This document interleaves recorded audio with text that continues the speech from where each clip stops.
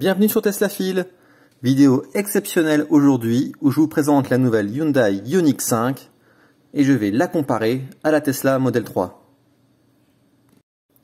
Alors je ne vais pas prétendre faire un test automobile, un véritable essai comme le font les médias, mais je vais vous livrer mon ressenti et mes impressions sur cette nouvelle Ioniq 5, faire les comparaisons avec la Model 3 et vous parler aussi des différentes versions de la Ioniq 5, parce qu'entre celles que j'ai essayées, la version de base et la version Projet 45 qu'on peut voir dans les pubs à la télé qui correspond à la version la plus élevée, les finitions exécutives, on n'a pas forcément l'impression d'avoir affaire à la même voiture. Niveau look, on va commencer à comparer les dimensions entre les deux. Vous pouvez l'apercevoir en longueur, on est similaire entre les deux voitures. La vraie différence, vous la trouvez en hauteur, à peu près 20 cm de plus pour le Ioniq 5. Clairement, je ne sais pas si ça suffit à qualifier la Ioniq 5 de SUV, mais en tout cas on voit qu'on est dans un hybride, dans un crossover qui n'est pas vraiment une berline, qui n'est pas non plus un gros SUV tant que vraiment avec des dimensions folles, mais ça reste un peu plus haut et ça donne un peu plus de hauteur sur la route.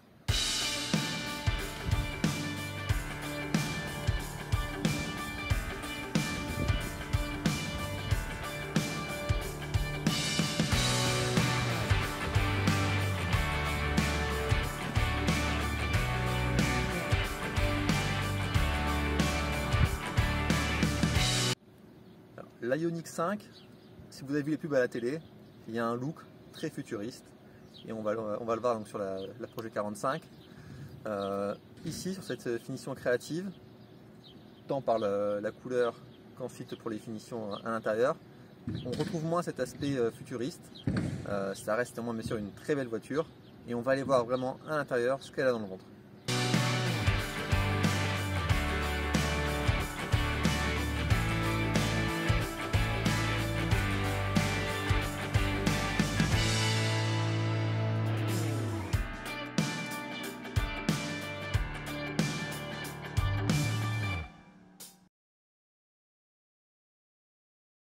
Niveau intérieur sur la Ioniq, on manque pas de place, que ce soit devant ou derrière, il n'y a rien à dire. La voiture est spacieuse. Niveau design,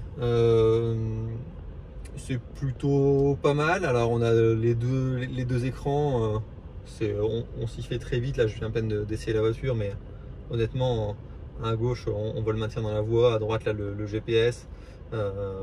Les kilomètres/heure, la consommation, enfin voilà, on voit tout, vraiment tout ce qu'on peut imaginer comme indicateur sans problème.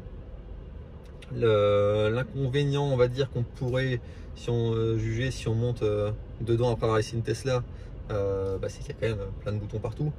Ça reste correct, ça reste plutôt bien foutu, mais on n'est pas dans une voiture aussi épurée.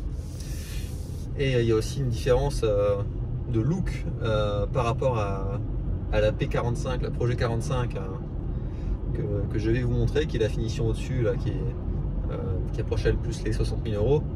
Et cette Projet 45, bon, tant dans la couleur, là, choisie un aspect très métallisé, très futuriste, elle en jette vraiment, mais même à l'intérieur, avec les sièges blancs, avec voilà, le design, on a vraiment l'impression de découvrir une autre voiture dans cette finition supérieure.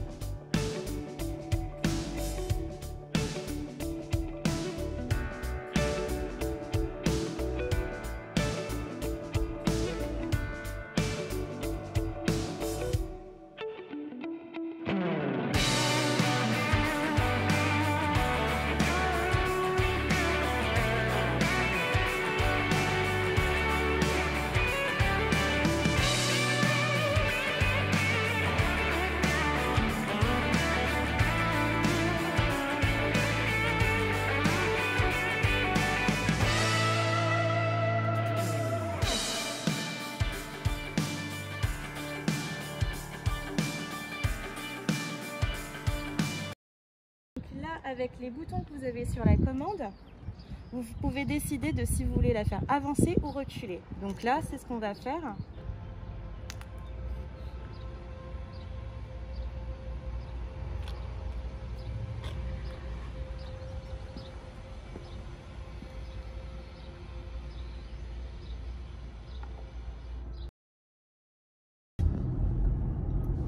À l'intérieur, donc on a une voiture moderne, bien sûr, pas aussi futuriste donc dans cette finition là comme je l'ai dit.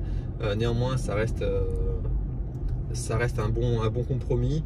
Vous ne serez pas totalement dépaysé si vous passez d'une voiture un peu plus traditionnelle par rapport à la Tesla, mais on reste dans une voiture voilà, qui est sympa. Les deux écrans de 12 pouces, on s'y fait très vite.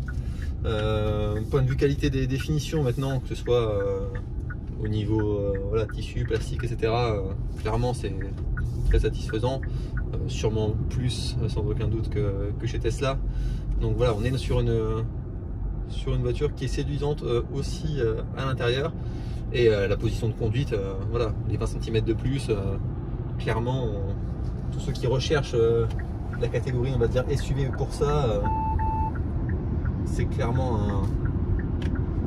un plus par rapport à la position basse de la Tesla. Toujours sur l'habitacle, alors on manque pas de place en tant que conducteur ou en tant que passager devant ou derrière. On manque pas non plus de rangement, que ce soit boîte à gants, porte-gobelet, le coffre qui fait donc un peu plus de 500 litres. Bon voilà, c'est peut-être pas forcément si grand par rapport à la taille de la voiture d'ailleurs, ça peut surprendre un petit peu, mais ça reste bien sûr supérieur à celui de la Model 3. Suivant la finition, la motorisation plutôt que vous avez, vous aurez un coffre plus ou moins grand aussi à l'avant en complément. Soit voilà, dans la finition supérieure avec deux moteurs, il sera vraiment très réduit, vous rangerez juste le câble. Soit dans ce modèle-ci, vous avez un peu plus de place aussi à l'avant, donc c'est toujours intéressant au moment de partir en vacances. Autre plus sur Hyundai, sur la Ioniq par rapport à Tesla, il y a plus d'options disponibles aussi. Pour personnaliser votre voiture, pour avoir vraiment quelque chose qui vous ressemble, c'est mieux. Pour avoir plus de confort aussi, par exemple comme les sièges électriques arrière ou les sièges ventilés, il y a une gamme de choix qui est bien plus large en options que chez Tesla où on est vraiment réduit au strict minimum. Dans le catalogue aussi d'options, on ne peut pas enlever non plus les couleurs, là aussi le choix est beaucoup plus grand que chez Tesla. Bon, je vais citer aussi le toit en panneaux solaires. Alors c'est difficile vraiment de quantifier l'énergie qu'on va récupérer, quelques dizaines de kilomètres, mais c'est surtout symbolique, voilà, d'une voiture innovante, d'une voiture technologique et d'une voiture qui pousse, on va dire, le curseur écologique à la récupération d'énergie renouvelable, aussi symbolique soit-elle, ça compte quand même. Alors là on va tester l'accélération de cette Ioniq 5 dans cette finition. On va voir ce que ça donne par rapport à la Model 3.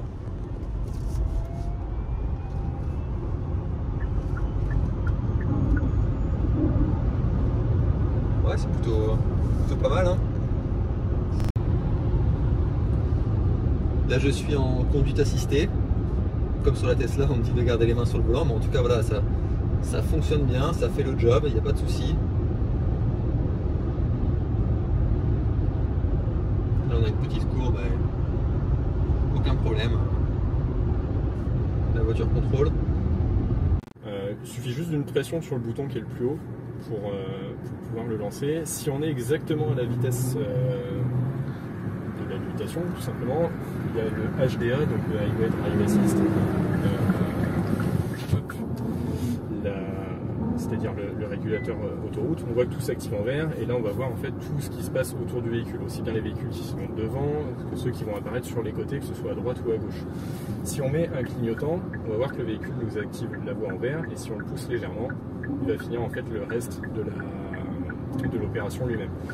Et il va arrêter le clignotant à ce moment-là. Alors moi je le fais sans les mains, on est censé, on voit qu'il me rappelle à l'ordre, mais c'est tout à fait possible, techniquement il en est capable. Ça c'est de série, enfin...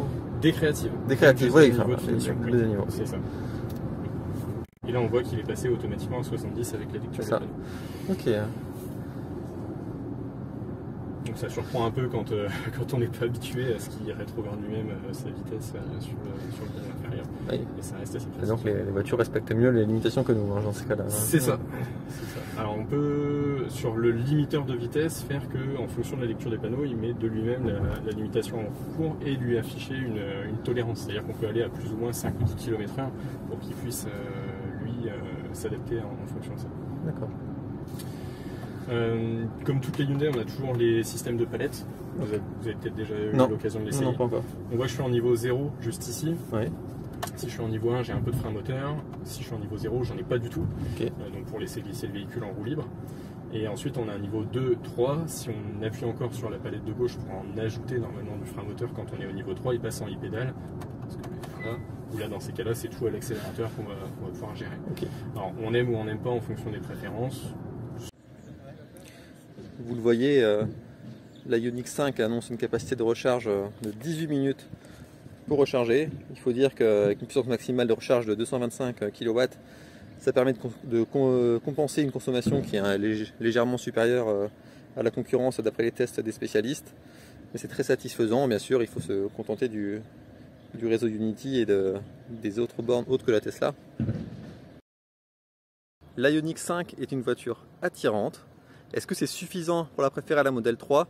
Chacun se fera son avis, mais au-delà des qualités de la voiture, de son look, de ses performances, de ses finitions, de son équipement, je vais vous donner aussi quelques autres arguments à avoir et à avoir en tête pour faire le verdict et établir votre comparaison entre les deux. Alors il faut préciser que j'ai testé la version créative avec sa batterie de 73 kWh qui affiche 480 km d'autonomie avec un prix d'environ 50 000 €. Alors c'est bien, mais à ce prix on est quand même proche d'une Model 3 grande autonomie qui fait 53 000 € et qui affiche elle 614 km d'autonomie tout en bénéficiant du réseau de superchargeurs Tesla qui facilite grandement les trajets. Et à ce tarif, le bonus écologique n'est que de 2 000 €. Donc pour bénéficier d'un bonus de 6 000 €, car je vous rappelle que le bonus écologique a perdu 1 000 € depuis le 1er juillet, il faut descendre sous les 45 000 €. C'est ce que fait la Model 3 SR+, à 43 800 €. Que peut-on avoir avec Ioniq 5 à ce tarif?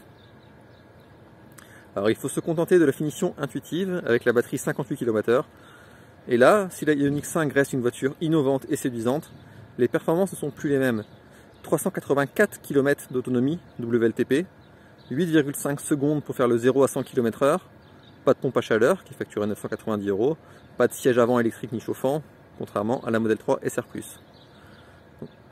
Si l'argent n'est pas vraiment un problème et que vous avez 60 000 € pour choisir la Ioniq 5 exécutive, dotée d'un panneau solaire, n'allez-vous pas préférer au même prix la Model 3 Performance, qui est une bombe sur la route, ou un peu plus cher de 3 000 € la Model Y qui sortira fin 2021?